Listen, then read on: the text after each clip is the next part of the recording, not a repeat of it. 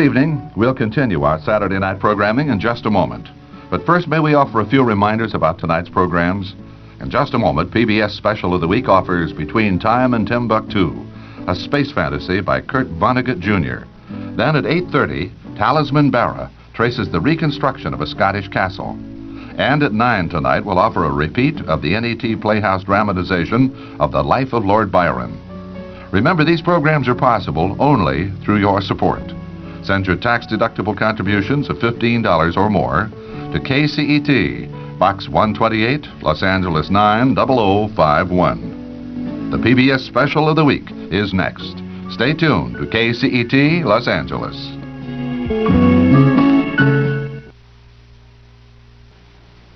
The following program is a production of NET in collaboration with WGBH, Boston.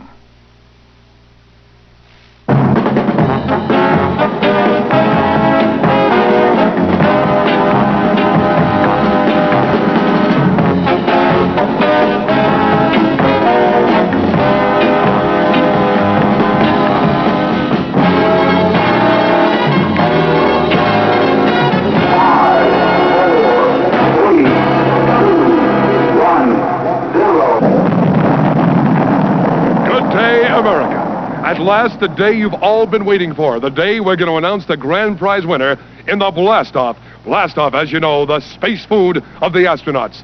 The Blast-Off Space Food Jingle Contest. Behind me, in this house, is the winner.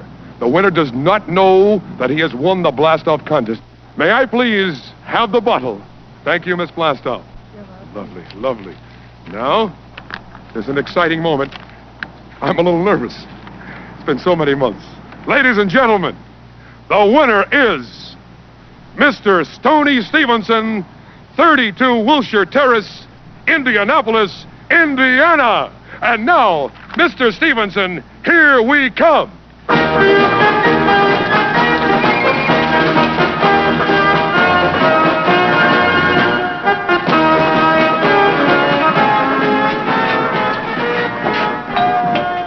Just think, ladies and gentlemen, in a few moments from now, in this typical modest American home, in this modest American community, you will meet the man who has won the grand prize in the Blast-Off Space Jingle Contest, the energy drink of the astronauts and Mission Control. We're going to present him with the grand prize of a trip to the Chronosynclastic Infundibulum. Here it comes now. Oh, excuse me, madam. Oh, Excuse no, me. thank you. We don't want any. Madam, excuse me. You don't understand. May I just speak to you for a moment? We are on network television right now. Oh? Is this the home of Mr. Stoney Stevenson? Yes. Well, may we see him, please? We have a very important announcement to make. Stoney! In a few moments, ladies and gentlemen. Someone here to see you. Live television. The excitement. Here he comes now. Here he comes. Oh. Hello, good day to you. Well. Are you Mr. Stevenson? Yeah, that's right. Stoney Stevenson. Stoney Stevenson? Here he is, America. Stoney Stevenson, congratulations. Pardon me, Mama. We have an important announcement to make to you right now. You are the winner, the grand prize winner, in the Blast-Off Space Jingle Contest. America, here's your winner, Stoney Stevenson. Stoney! Stoney, come back!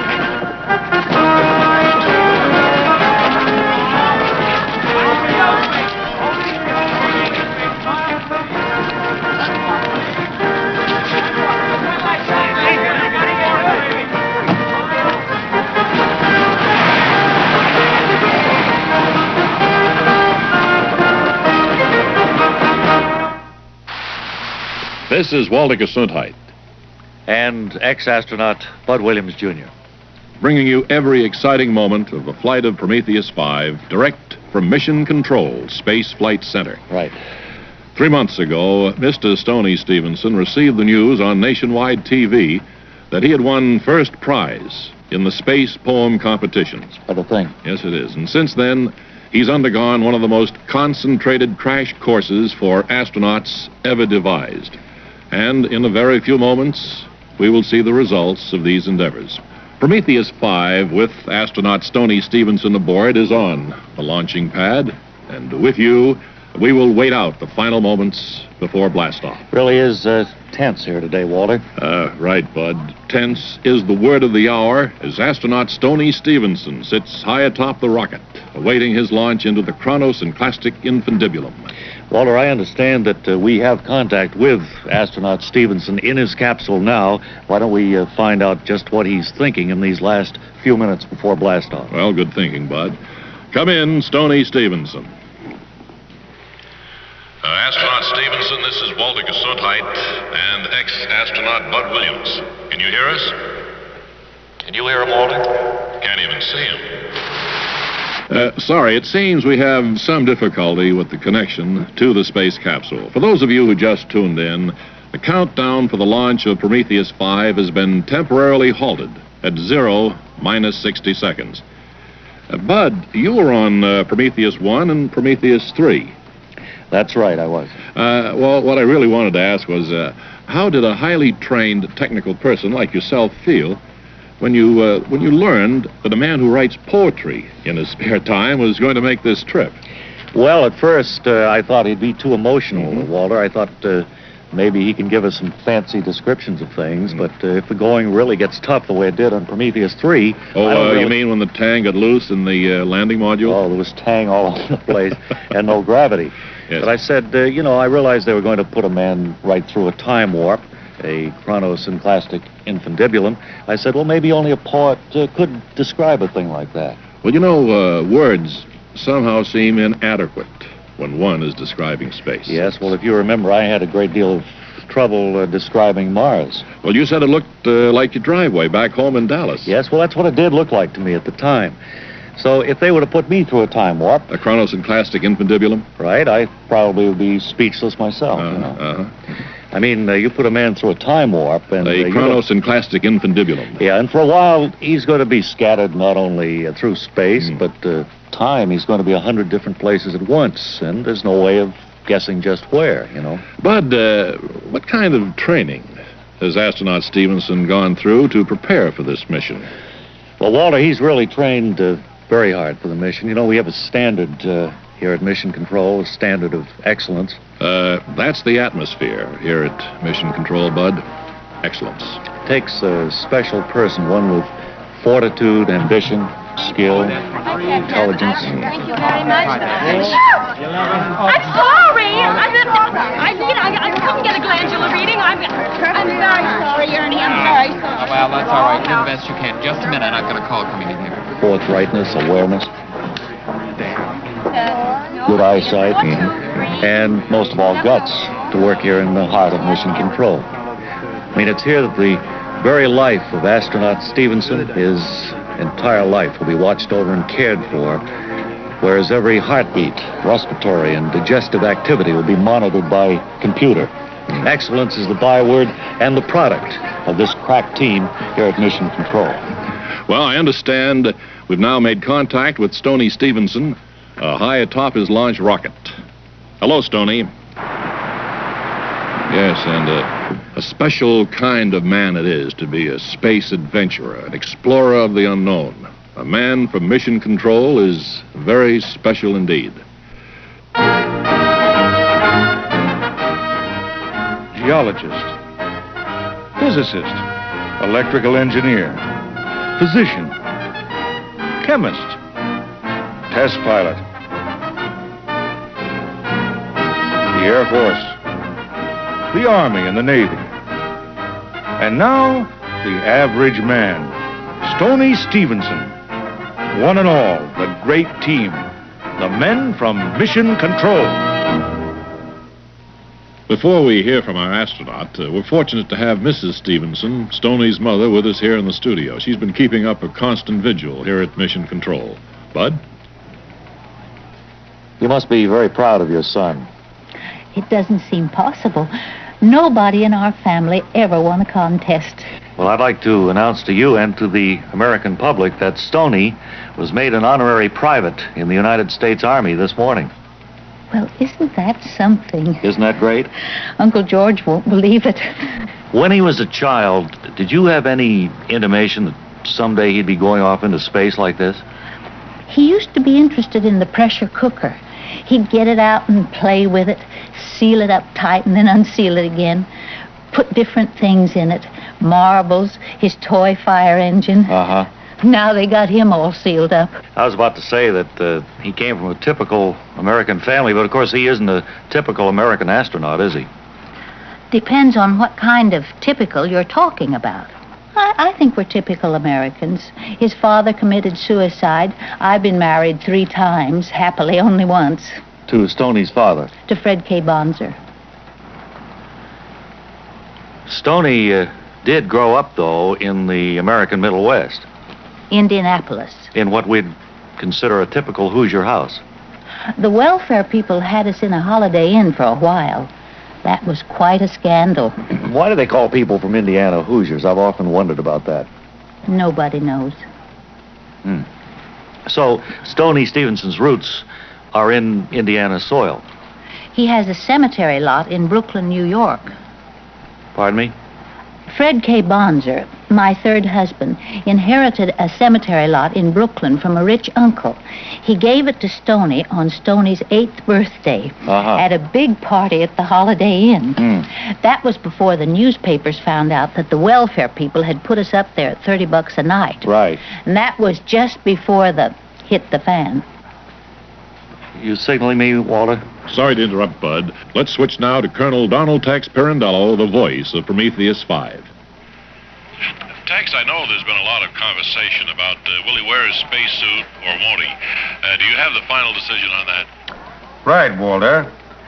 Soon after launch, he will take off his outer protective envelope or spacesuit and eject it from the capsule.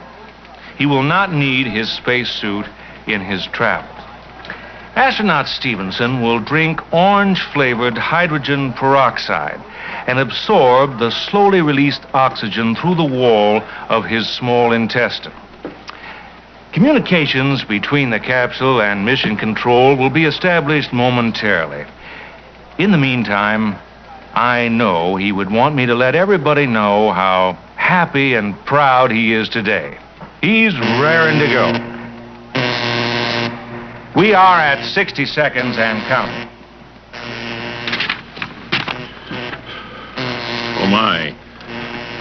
We interrupt this countdown to bring you special coverage of a disturbance at Southgate. Take it away, Sandy. This is Sandy Abernathy at the South Gate of Mission Control.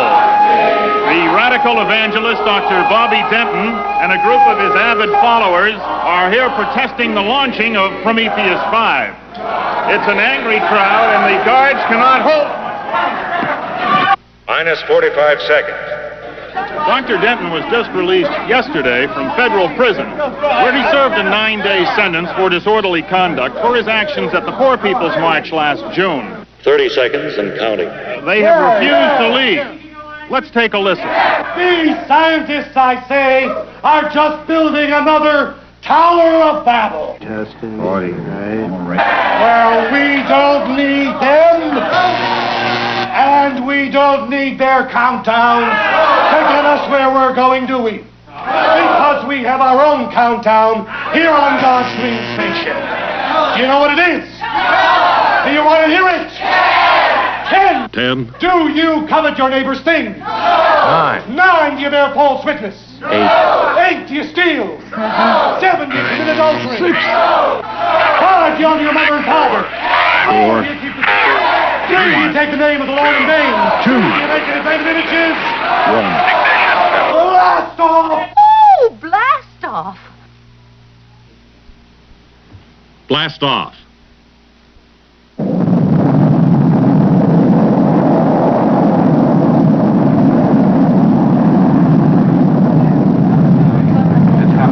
That's it. Hold it. Right. All right. It's all systems go. Prometheus 5 has cleared the tower. It's a good one. Delta acceleration at maximum. Optimum burnout projected. Cabin systems A-OK. Communications tracking locked in. Looks good from here.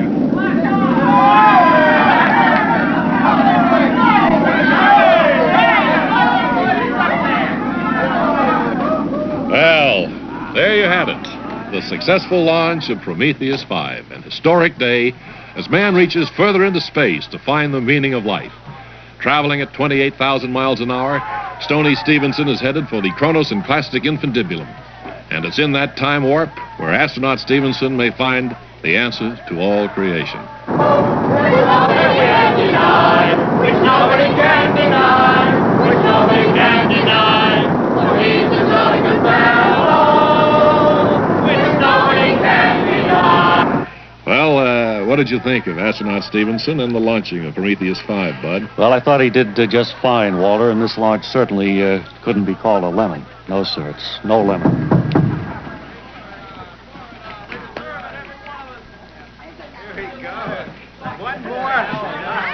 Really having a great time, aren't they? They're really pleased. They deserve it, too. Really pleased.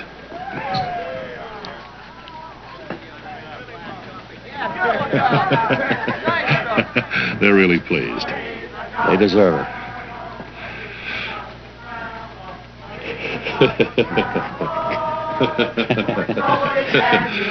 We could stand some of that bubbly ourselves, Bud. I think so. We're doing a 7 o'clock show tonight. They're really pleased. He's a jolly good fellow, he's a jolly good fellow.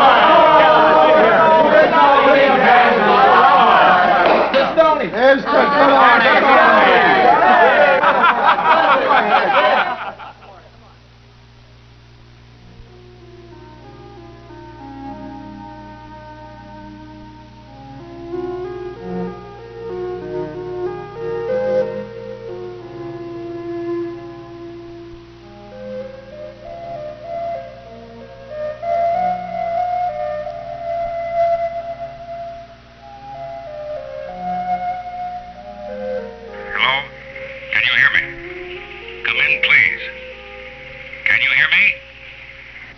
We've got him. All indicators point favorably. Respiration, heartbeat, blood pressure. Oxygen, water, cabin pressure. All indicate A-OK. Oh, then I'm not dead. Oh, no, you're just fine. You're just fine. We do get an excess moisture reading from the upper module of your spacesuit. Yeah, me too. Do you have a simple explanation? Yeah. Well, could we have it, please? I think I threw up. Hey, oh, doggone it. We've lost him. You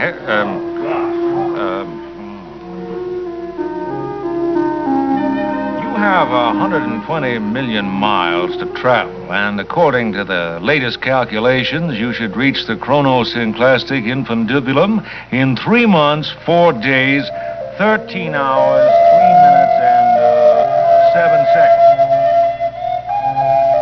Tony? Ma? Is that you? Oh, it's good to hear a familiar voice, Ma. You're a very brave boy, Stoney. I'm very proud of you. And so is your Aunt Alice and Cousin Bruce. Mrs. Myers from next door says you come to dinner when you come back from your trip. That's real nice of her, Ma. I see Mom Stevenson is still in mission control, Bud. That's right, Walter. She's moved right in. Her mother standing by her son in his moment of need.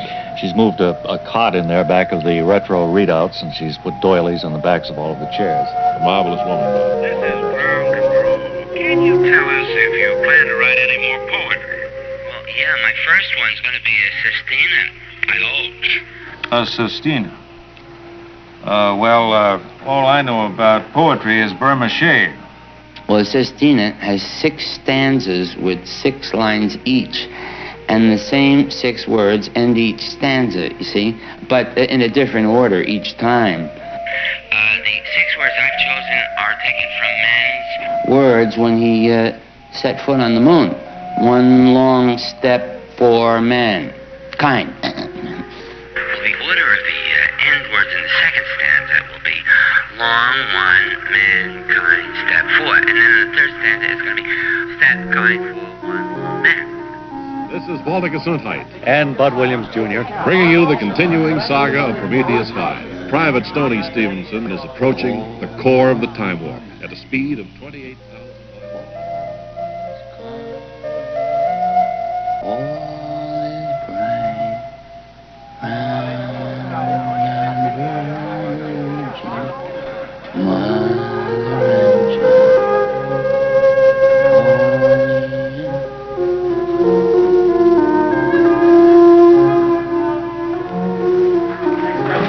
wait a minute. I'm losing it. It's fading. It's fading. I've lost it. I've lost it. It is now 6 months since Stoney Stevenson blasted off on his epic adventure.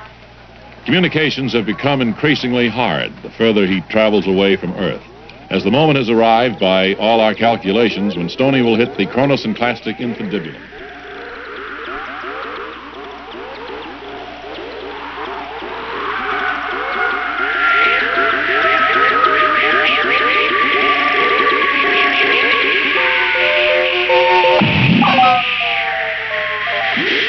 He could be anywhere and everywhere.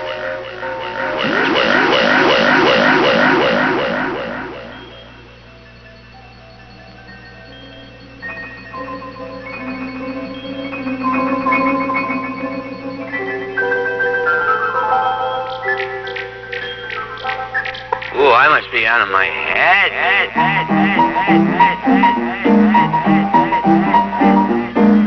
Who are you? I was just going to ask you the same thing. Mistake. What a terrible Stoney? Stoney, can you hear me? Can you hear me, son? This is Mother.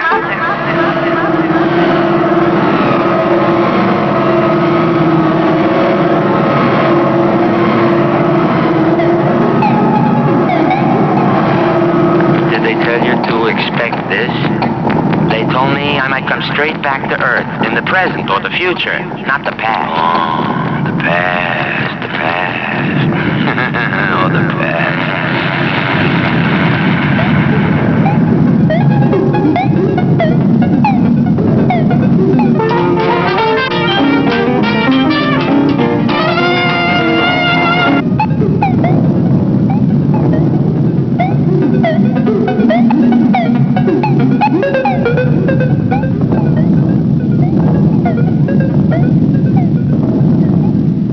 I guess nobody knows now when we'll see Corporal Stevenson again. No, if ever.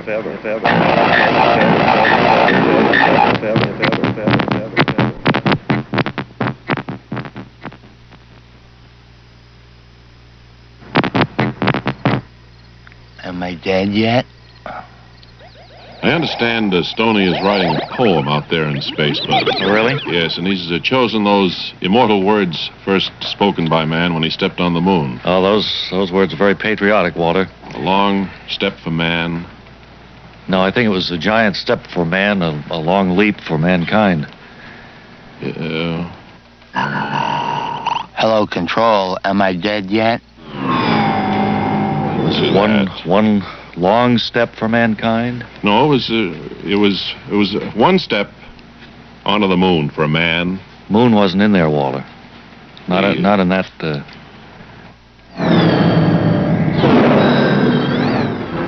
One step, wasn't it, for man, and 2 steps for mankind.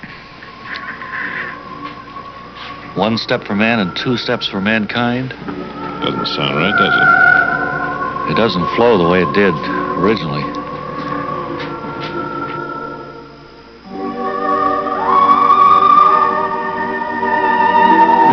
Stepping now for man, hoping that I think you have it now. All mankind will remember this moment in history.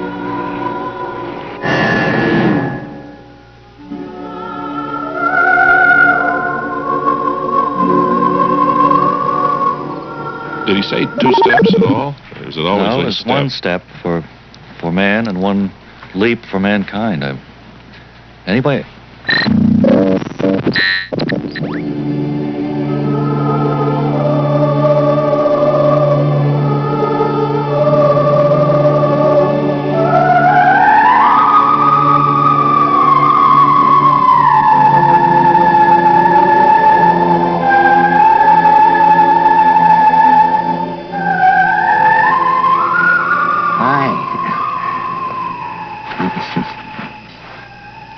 Welcome to the island of San Lorenzo. Does that make you happy or sad? That depends, I suppose. A wise answer. We fished you from the sea, Are you all right? I think so. Good.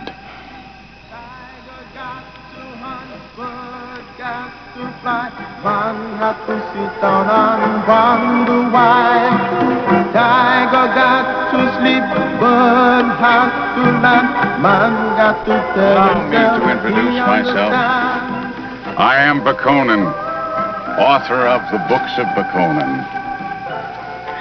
These are some of my pupils. My name's Stevenson. You can call me Stoney. I am very interested to meet you. I suspect that we may belong to the same Karas. You see, I myself was washed ashore on this island 47 years ago. It was the major vindit of my Zama Kibo. I see you are not a Bakoninist. Come, I will teach you. Got to hunt, bird got to fly. Man had to sit down and wonder why.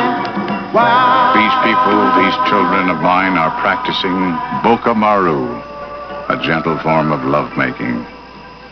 Non-violent lovemaking. Be happy, my children. Bakonin is watching over you.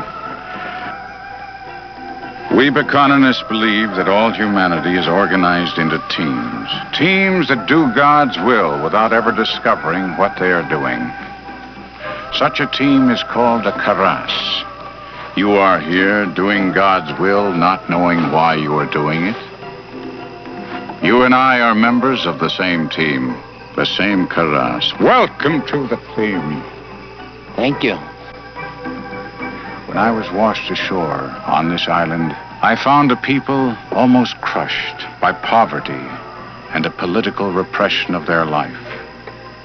Now, I have given them a religion of harmless lies, and you can see how happy they are.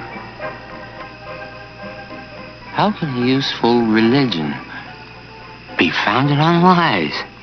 When the truth of your life is too terrible, that truth becomes your enemy.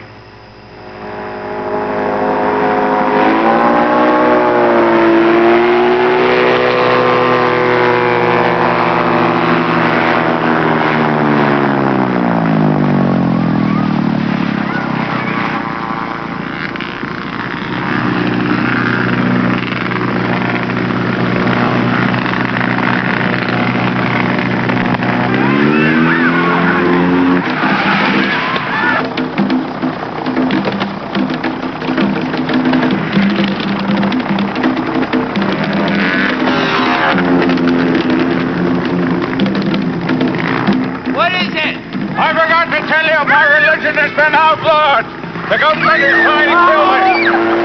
Don't worry. It happens all the time.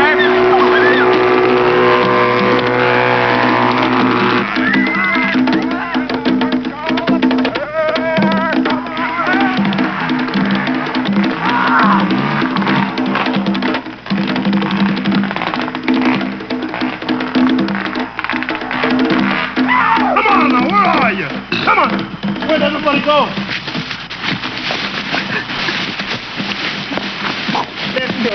Come on, let's go. Why don't you kill us? I think we got him on the run now. Where are you guys hiding? I don't know. First I get mosquitoes, now I lose.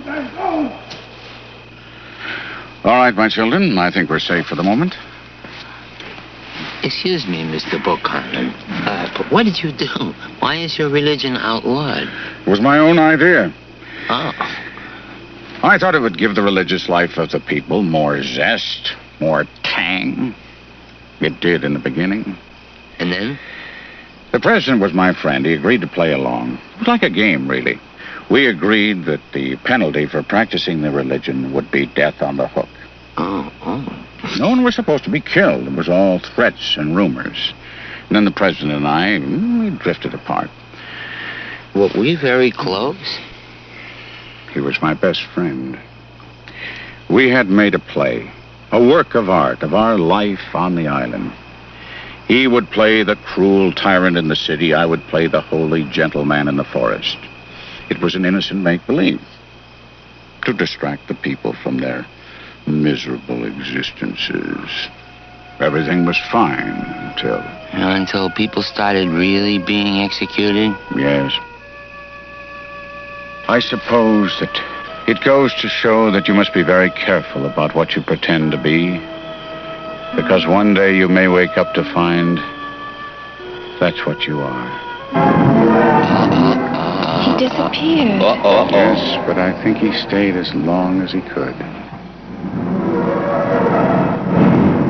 One step for mankind, and it's funny,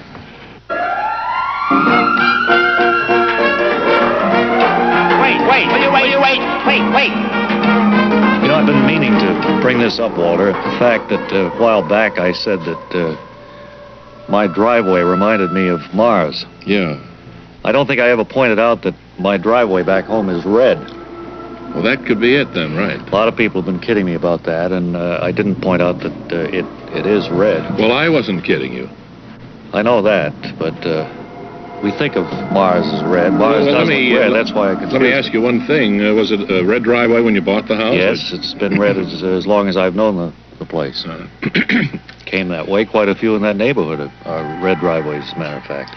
Isn't that an unusual color for a driveway? I don't mean to carp on the subject, but why didn't you change it? I had no particular reason to change it. I don't think we need. No, I don't think it's very important. State versus Dr. Paul Proteus. Graduated after Second Industrial Revolution, summa cum laude, engineering and management. Revolutionary gray shirt society is punishable by death. Last week attempted Destruction of sabotage, machinery national is productivity punishable by control death. computer. You have pleaded guilty to conspiracy to commit sabotage, to fomenting a riot, and to crossing state lines unlawfully. You have seen a riot and crossing state lines unlawfully. Do you still deny you are guilty of armed insurrection and treason? Jury will please rise. Raise your right hands. Do you solemnly swear in all causes between party and party what shall be brought unto you, you will render true verdict according to the law and the evidence, so help you God? So help me God. You may sit down. This use of force, you don't regard that as levying war against your country?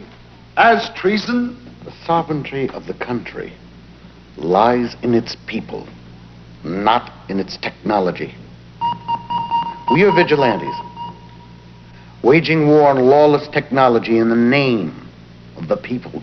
Who are you, anyway? A crackpot patriot or a power-hungry revolutionary? I only want what's best for my country. Half truth. What's the whole truth? It is the truth!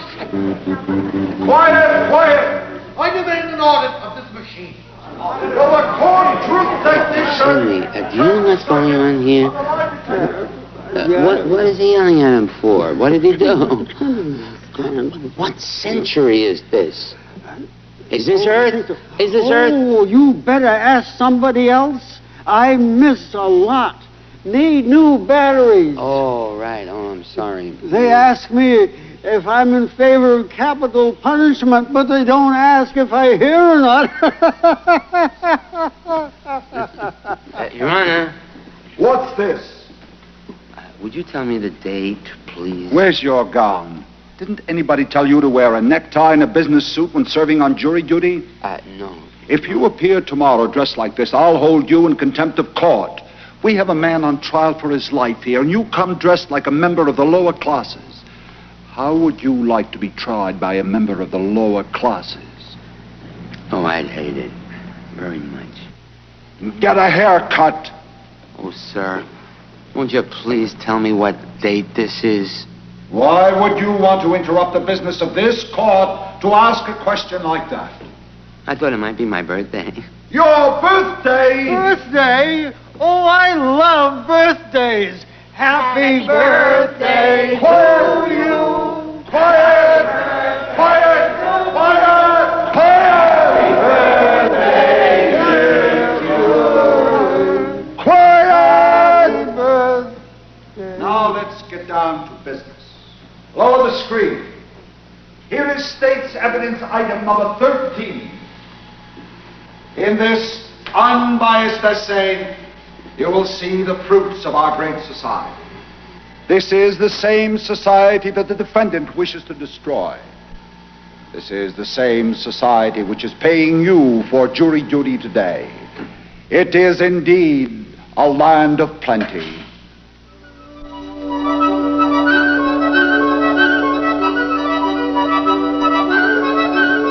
It's a good life, isn't it, John, average man? But did you ever stop to think what makes it such a good life for you and your loved ones? Well, the answer's easy. It's modern technology and our industrial system. Those are pretty big words. What do they mean to me, an average guy? Well, John, perhaps I can show you. John, our automated industrial system has made you richer than Caesar, Napoleon, and Henry VIII put together. Remember, for all his gold and armies, Marco Polo could not have gotten one single transistor radio. Not to mention the insurance, health, and retirement benefits you get through your employer, John. I never looked at it that way. Gosh, sort of makes you think, doesn't it? But that's not all, John. Under this system, our civilization has reached the dizziest heights of all time, far beyond the wildest dreams of the past.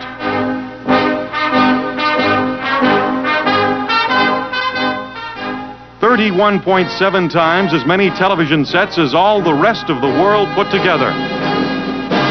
77% of the world's automobiles. 83% of all the world's air conditioners. 85% of its power lawnmowers. 96% of its helicopters. 98% of its snowmobiles. 99.9% of the world's generating capacity.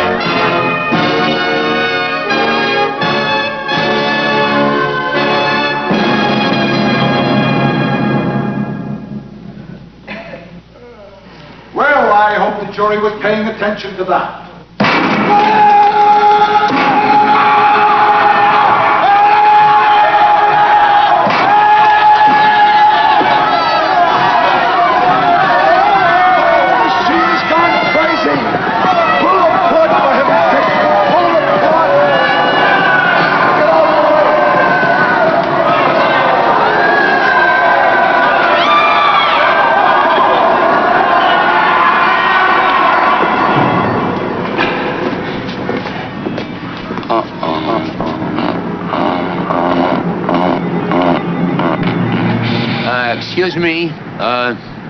Excuse me, could I have a dime for a phone call, please? Miss, excuse me, please. I wanted to ask you something. Hey, I'm an astronaut, and I have to call Mission Control. You see, they thought of everything but a dime. Could you spare a dime for a man who's been shot through a chronosynclastic infundibulum? That is the saddest story I ever heard in my life. That is the saddest story I ever heard in my life. Thanks a lot. Thank you very much. Thanks. Boy, oh boy, that is the saddest story I ever heard in my life. That is the saddest story I ever heard. Oh, boy.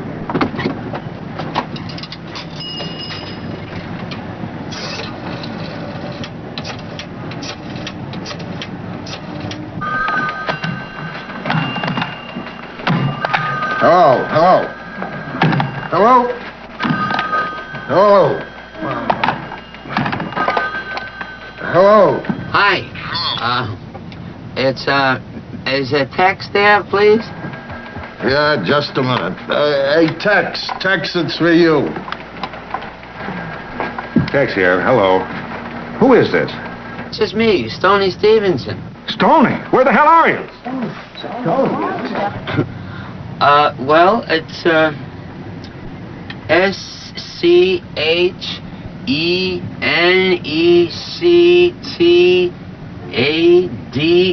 Oh, Schenectady. I'm Schenectady. He's in Schenectady. Oh, my mother lives in Schenectady. Oh, really? Something's gone haywire. Look, he's totally out of our tracking mechanism. Listen, Private Stevenson. He's a corporal now. Oh, yeah, Corporal Stevenson. This is an order. Everything on Earth is completely off limits. Get back into space. Sir, I'm not in control of my own destiny. It's a miracle I can control my own bladder. What? Oh, listen, he's lost control. Does anybody here know how to get him back into outer space? Well, somebody better come up with a plan, and soon. Stevenson, is there any way you can get the hell out of there and back into outer space? Well, sir, what happens. I think that I'm traveling through my own nightmares. And a few nice dreams, too. Otherwise, why would everybody I meet speak English? Why else would everything be so American when America is all I've ever known? Oh, sir, there is something strange to report about Schenectady. I mean, not that everything isn't strange about Schenectady, but it seemed to be summer a minute ago, and now everything's frosting up. Oh, there's another thing. I suddenly feel very, very sleepy,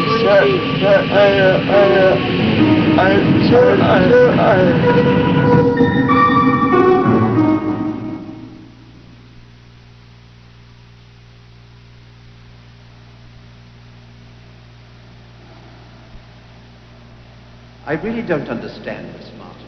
How could he have gotten in here? I really don't know, Dr. Vonnegut. It's a total mystery. Mama?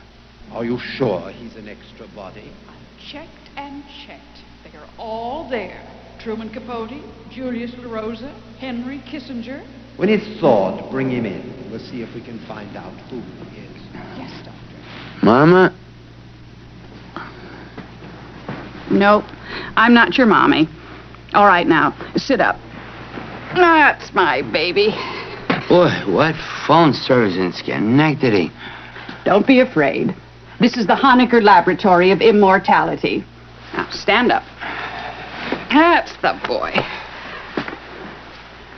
Now we've got you thawed out. Want to keep you good and warm. Dr. Saroyan, please call extension 308 in the sperm bank. Dr. Saroyan, to the sperm bank, please. Oops-a-daisy. Here we go. Doctor, you must do it. It's important. Damn it, Honecker, you know more about freezing than any other human being in history. I want you to figure out some way to freeze battlefields so that American soldiers will never again have to fight in mud. And there's always winter, of course. A Russian winter is especially good. Why don't you declare war on persons who live in cold climates? Laplanders, Eskimos, Finns, what? You are now going into Dr. Honecker's laboratory. You mustn't be alarmed by what you see here. Dr. Honecker has helped good human beings who are about to die. He has preserved them until cures can be found for their diseases. He has frozen them into suspended animation. Listen, Doctor, if you can get a handle on this, I can get any amount of R&D money. We can set up a crash program tomorrow. What do you want? 1 million? 2 million? So easy to get money for killing. And all I can do is scrape up just 2,000 or 3,000 to freeze the best minds in our time. Dr. Honecker is a wonderful man. He's very busy, but he wants to ask you a few questions. You're our mystery man, you know. Oh, okay, sure. It is easy to get money for defense. Damn right. Man is an infantry animal. There'll always be wars. And the winning side will be the one who kills the most people on the other side. And everybody likes to be on the winning side, right? Right. Excuse me, Doctor. Here we are. Ah, yes. Who are you? The abominable snowman? Did you ever volunteer to be frozen here? Not that I know of. Did you ever make a deposit in our sperm bank? Well, if I did, it was a small one. What's that now? Oh, it's the girl pool. The girl pool? Prepare him room, and hear the nature sing, and hear the nature sing, and hear the nature sing. The girl pool of Building 3 wish you and yours a very Merry Christmas from Anne, Belinda, Joan, Glenda, Suzanne, and all the girls of the typing pool. Merry Christmas. Oh, little town of Bethlehem, how still we see thee. Doctor, can we get back to the problem? I've been thinking about it. Now, I suppose that there are many ways in which water could freeze. All ice forms, you see, around a nucleus, a seed, we call it. Now, suppose that there were one seed with a melting point of, say, 140 degrees Fahrenheit. Now, we would call that ice 9. Jingle bells, jingle all the way. Oh, shush! What's this got to do with my problem? You see, General, a melting point of 140 degrees makes anything below that as hard as a rock. I'm beginning to see the point. Precisely. Mud. Mud? The General wants to attack mud. It's the infantry's stickiest obstacle. Just picture the Marines in a quagmire, a godforsaken swamp, with their trucks and their tanks and their howitzers, wallowing, sinking in a stinking miasma of ooze. What do? Use helicopters? Supposing one soldier had with him a tiny capsule containing a seed of ice 9. Ice 9? And suppose that soldier throws that tiny seed into the nearest puddle. Puddle would freeze. And all the muck around the puddle. Freeze? And all the puddle in the frozen muck. They'd freeze. And all the pools in the frozen muck. They'd freeze. And all the streams in the frozen muck. They'd freeze! You bet your bottom dollar they won't. Hooray. And the Marines would rise from the swamp and march on. That's it. That's just what I need, Doctor. Oh, wait till the Pentagon hears about this. It'll be the biggest thing since air transport. Merry Christmas, girls! Merry Christmas! I'll let you know Monday how much I can finagle for the pilot studies. You know, Doctor, before we're through, I have a feeling that you're going to turn out to be another Einstein.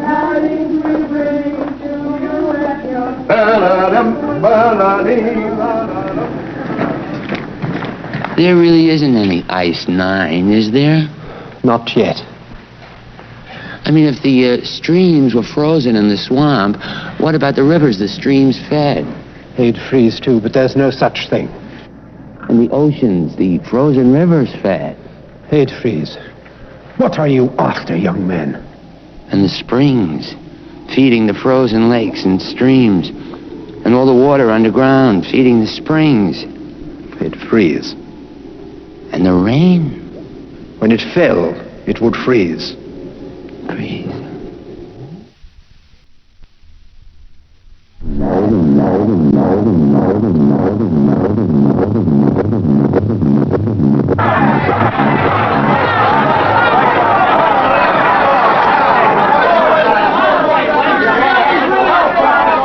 Bit of a lull here and information from outer space, Bud, right now, and I was thinking you, as our resident expert, might answer a few of the questions that have been sent in here to Mission Control from our viewers all over the country. Sure thing, Walter. We could prevail upon you for a few moments. This first one here is from little Susan, age 10, of Kenosha, Wisconsin. She says, I love Stoney. He is cute. Does he have a girlfriend? Would you know that? No, I don't believe he does at the present time. From San Francisco, Mr. R.L. says, or asks, when does Stoney That appears to be incomplete. Would you have Shave, probably. That's what he means. There's a time in the program once a day when we shave, just as there's a time to eat our meals and so forth. Well, now tell me, so long as you were out in space yourself, did you have any favorite foods? Yes, dehydrated artichoke hearts were favorites with me. The cream turkey, I thought, was very good, too. And tang. Of course.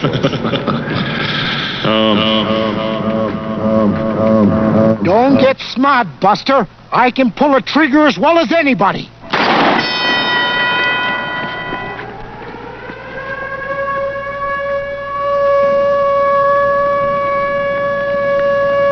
Insist on your right to be equal. Under the 243rd, 244th, and 255th Amendments to our Constitution, it is the law of the land that nobody can be better looking than you are. Nobody can be smarter than you are. Come on! Nobody can run faster than you can. How do you do? I am Diana Moon Glampers, your handicapper general. If you know of anyone who can do something better than you can, it is your duty to report that person to my office at once. We want to handicap him fast, so he won't make you or anybody feel inferior ever again. Wherever you live, no matter what time of day or night, simply dial 1776. Tell the operator who it is that's making you feel like something the cat drug in. We'll cream him. We'll settle his hash.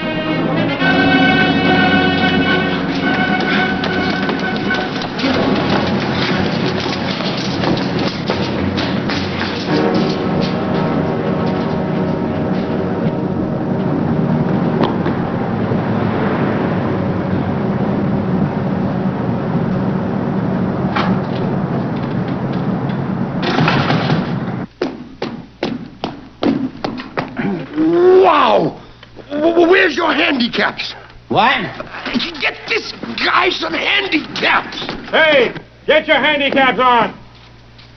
Oh, here you. Take this. Put it on and be quick about it. What is it? Oh, You're making a mistake. one for the books. Come on, wise guy. Into your handicaps.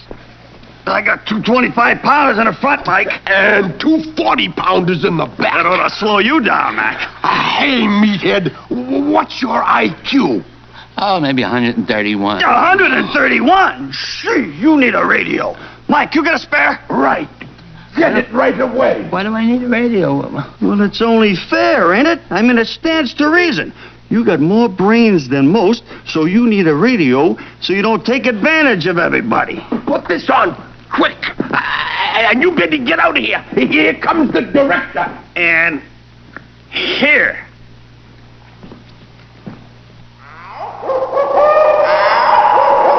Anyone tampering with government IQ handicap radio will be subject to 2 years in prison or a fine of $10,000 in compliance with Article 334J. Hate that superior intellect of yours. And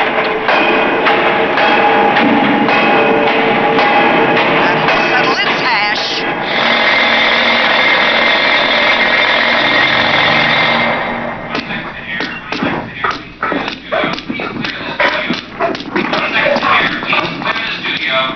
Good day, sir. Hello, Mr. Director.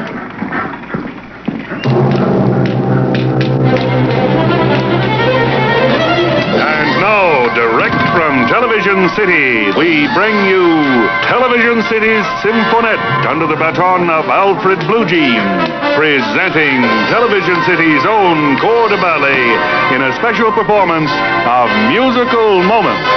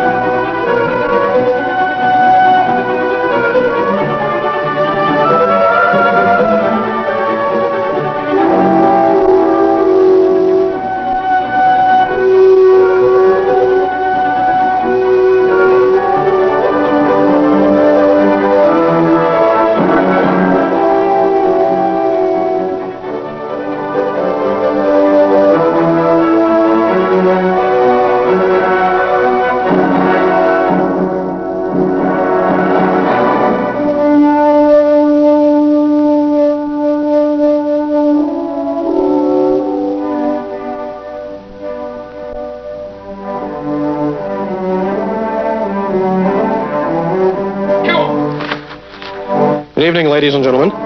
This is we're interrupting this program because of a special news bulletin which has just come in.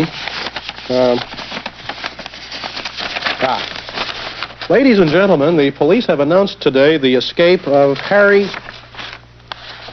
Hazer?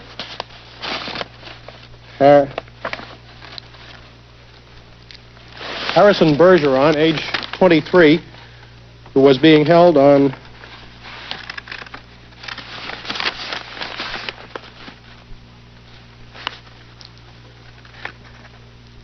suspicion of conspiracy. Bergeron is a genius and an athlete, and is considered very dangerous.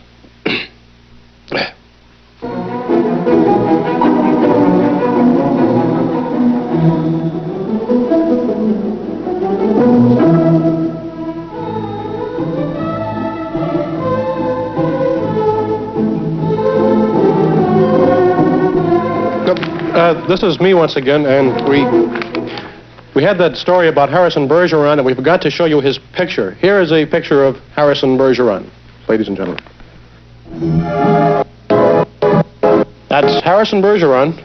He's considered very dangerous, so shoot first. That's all from the police. Good evening.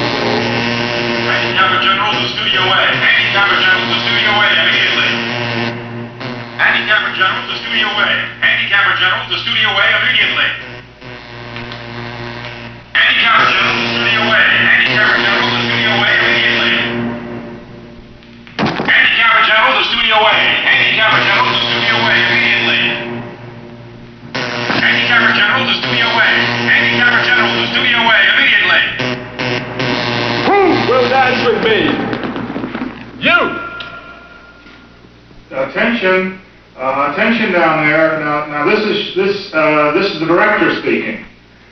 I'm going to have to advise you that what you're doing is just against the law, is what it is, and we're going to have to ask you to stop. And we can't be responsible for what happens to you if you continue to music.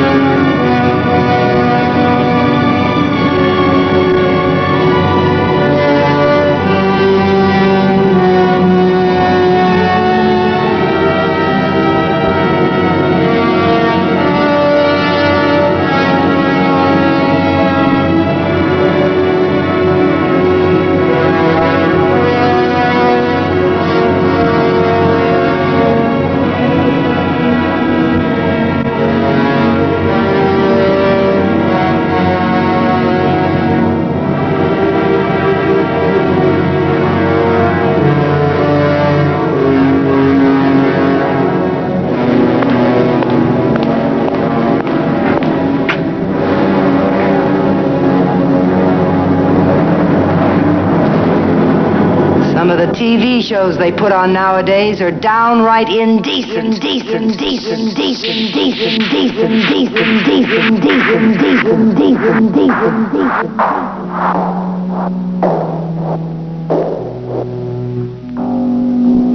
billion babies were born last year. The Earth's population doubles every 2 months. Canada, 8 China, million people die United from States, suffocation Brazil, every day. Australia, India, Argentina, Sudan, They would reach the Nigeria, sun. Congo. The oceans of the Earth have shrunk to 1/8 the size they were 10 years ago. Yet an average Indian couple postpones sterilization until after having achieved 4.5 living children. The complexity of the Indian problem is further highlighted by the fact that there are 90 to 100 million married couples of reproductive age in India today, of whom more than 90% lack effective birth control. It's always stone cold by the time the client takes the first bite. He's not interested in more than the first bite anyway. Appetite isn't a big problem over there. I take this over to Howard, Mr. Lionel J. Howard. Lionel J. Howard. Don't worry about carrying disease. You're carrying food to the ethical suicide call. You could have bubonic plague and it wouldn't make any difference to the people over there. They'll all be dead in an hour anyway.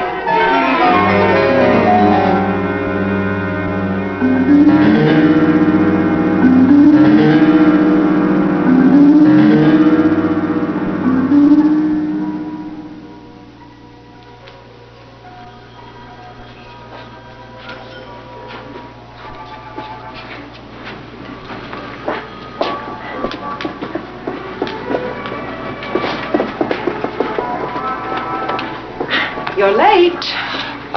Sorry, I have this thing about time. You're new? Yes. Well, you are not only late, but you are not smiling enough. One ought never let that smile fade when they're in here. Wider. Follow me. What are all the people doing outside? What kind of a question is that? They're living. Oh. Not any more crowded out there than it is any place else. You know any place that's any less crowded? No. Now, Mr. Howard is right in there. Now, you bring him his meal, and you listen very politely to whatever he has to say. He's got a lot to say. Can do. Now, if he suddenly decides that he's ready to die, you agree with him strongly, ring the bell, and keep him in a suicidal frame of mind until I get there. Right. And smile.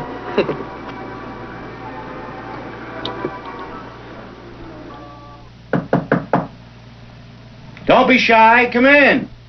Come in. And wipe that idiotic grin off your face. It's part of your job. Smile, smile, smile. Think I don't know that?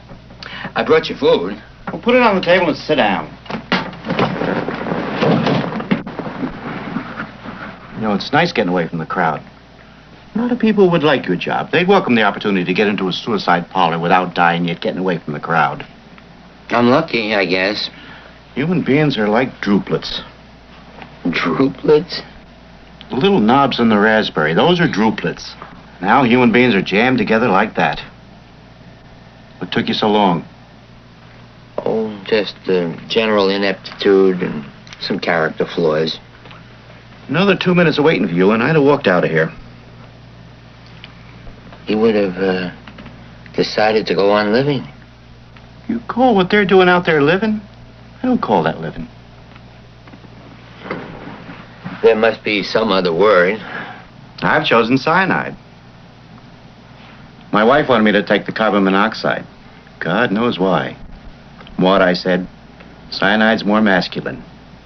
You know, when they started the ethical suicide program, I wrote the President of the United States, and I said that veterans ought to have the option of being tied to a stake with full military honors and shot by a firing squad of United States Marines in dress blues.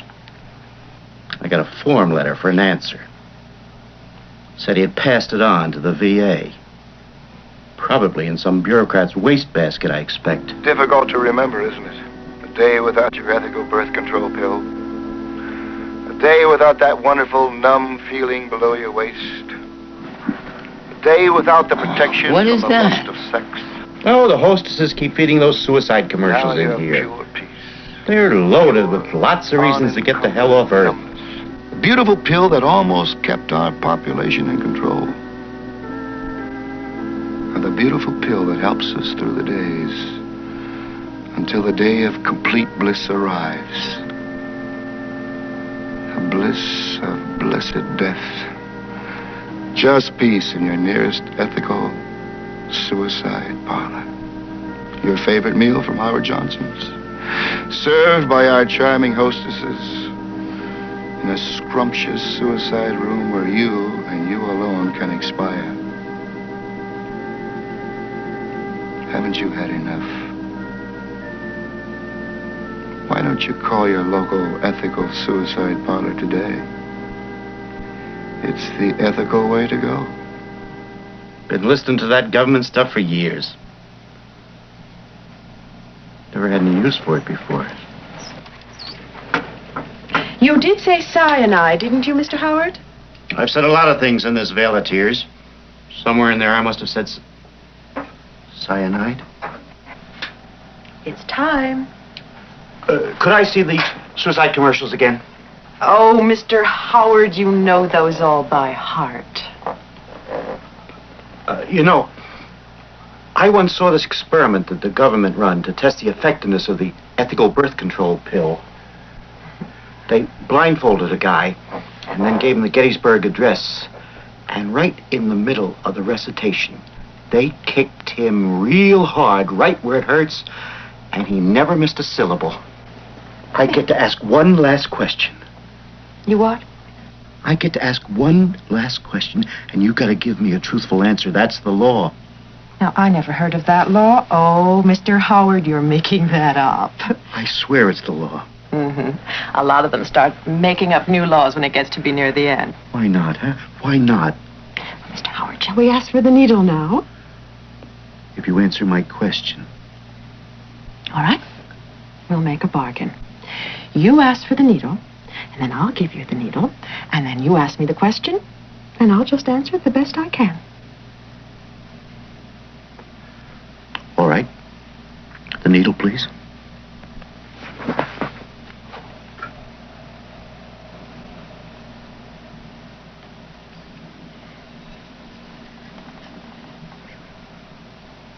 There you are. Yes, sir. While he was reciting the Gettysburg Address, they kicked him right in the butt.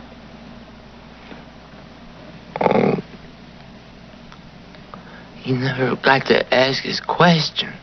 Oh, that's all right. He'll wake up in about 10 seconds. He can ask it then.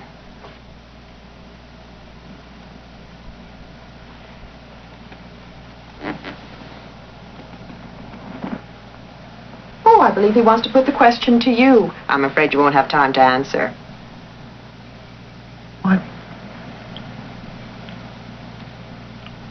What are people for?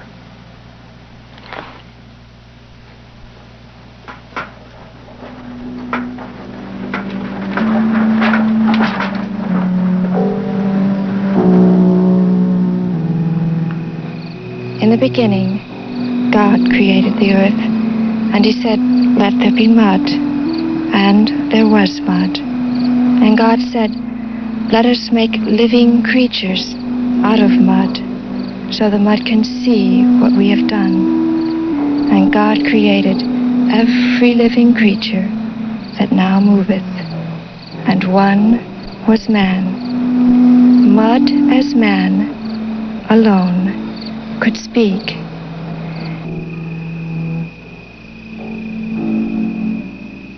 What is the purpose of all of this? Man asked politely.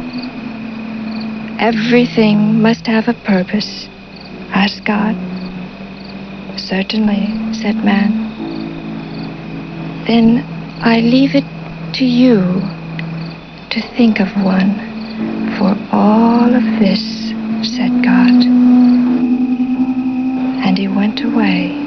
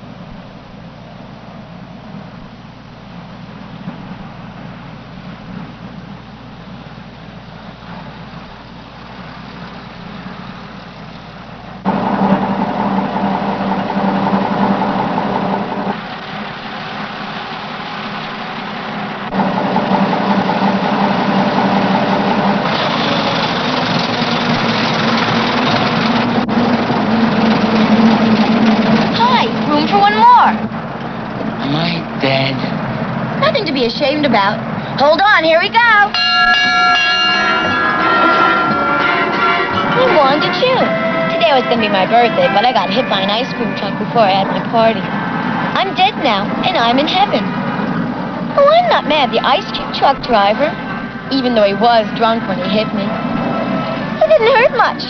It wasn't even as bad as the sting of a bumblebee. I'm really happy up here. So much fun. I'm glad the driver was drunk. If he hadn't been, I might not have gotten to heaven for years and years and years. I would have had to go to high school first, and beauty college. I would have had to get married and have babies and everything. Everybody up here is happy. The animals, and the dead soldiers, and the people who went to the electric chair, and everything. They're all glad for whatever sent them here. Nobody's mad. We're all too busy playing shuffleboard. So if you ever think of killing somebody, don't worry about it. Just go ahead and do it. Whoever you do it to should kiss you for doing it. The soldiers up here just love the shrapnel, and the tanks, and the bayonet, and the dum-dums that let them play shuffleboard all the time, and drink beer.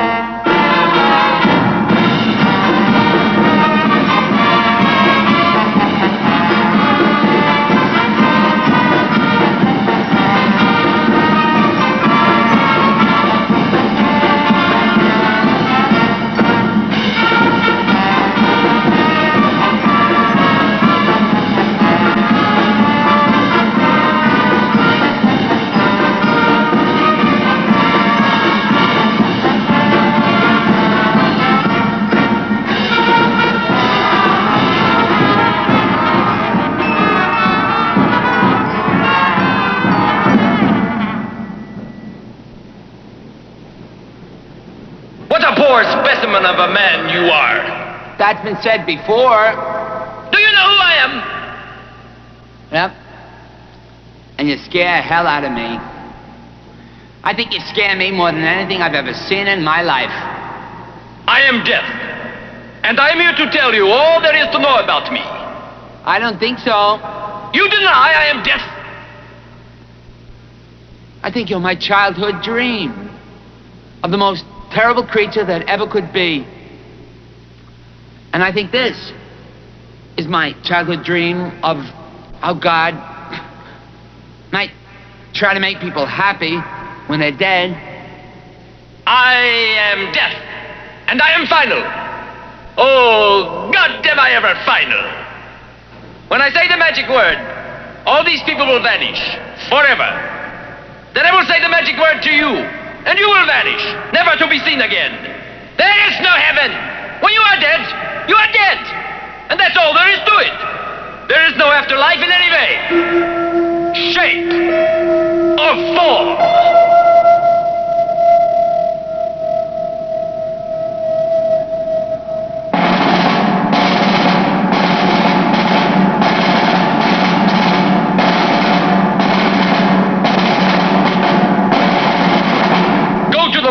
You fool.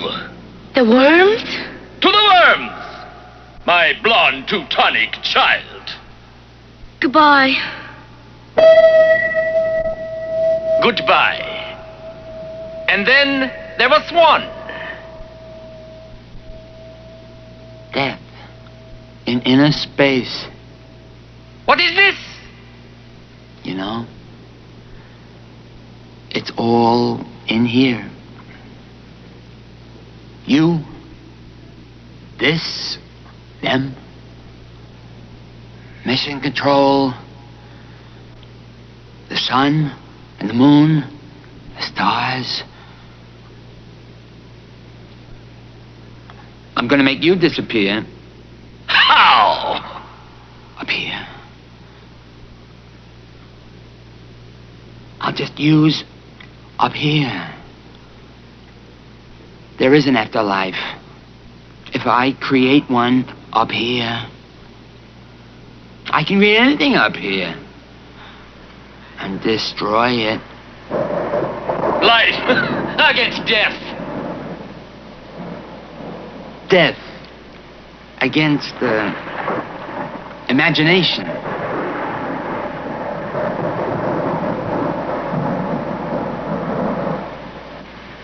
Disappear! Disappear! Disappear!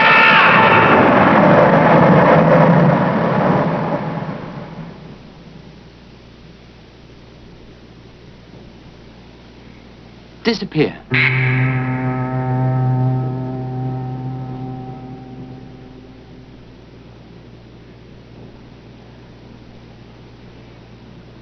Appear!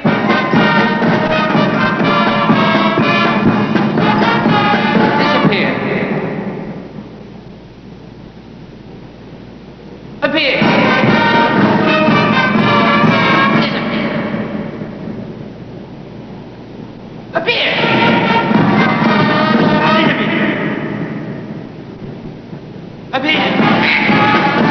Disappear! Appear! Appear!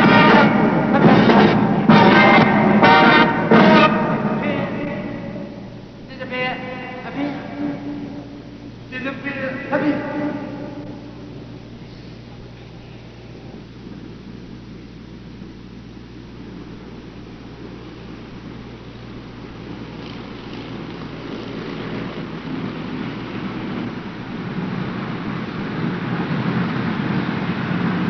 Stoney Stevenson, astronaut. Everything was beautiful. Nothing hurt.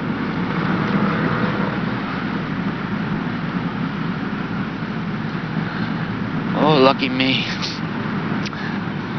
Lucky mud. See what a nice job God has done. Nice going, God. I certainly couldn't have done it. I feel very unimportant compared to you.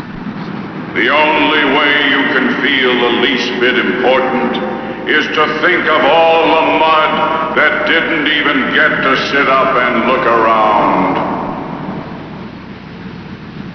Yeah, I got so much. Most mud got so little.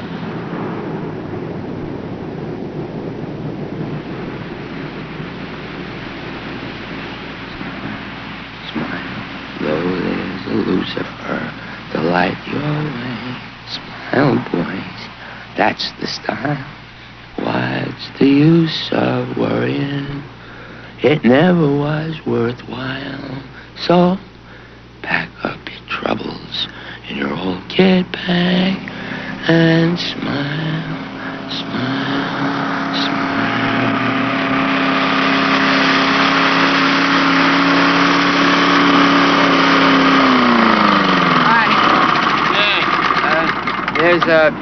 There's a tombstone back there. Tombstone? An understatement, that's what that is.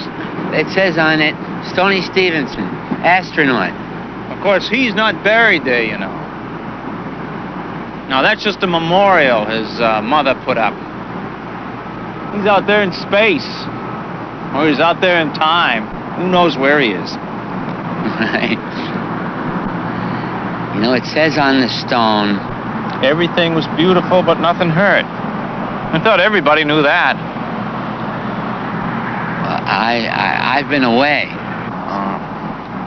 Well, you see, His capsule landed in the Pacific, right on target. And when they opened it up, there was nothing there. It was just a note and a half-filled bottle of Tang. And the note said what's on the tombstone.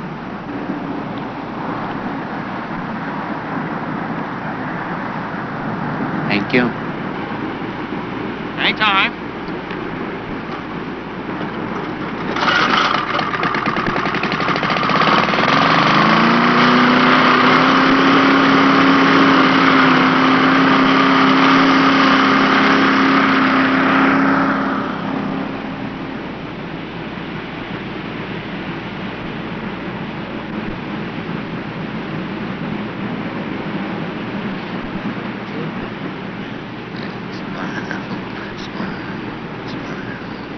Oh, there's a Lucifer to light your way.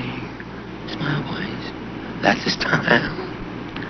What's the use of worrying? It never was worthwhile.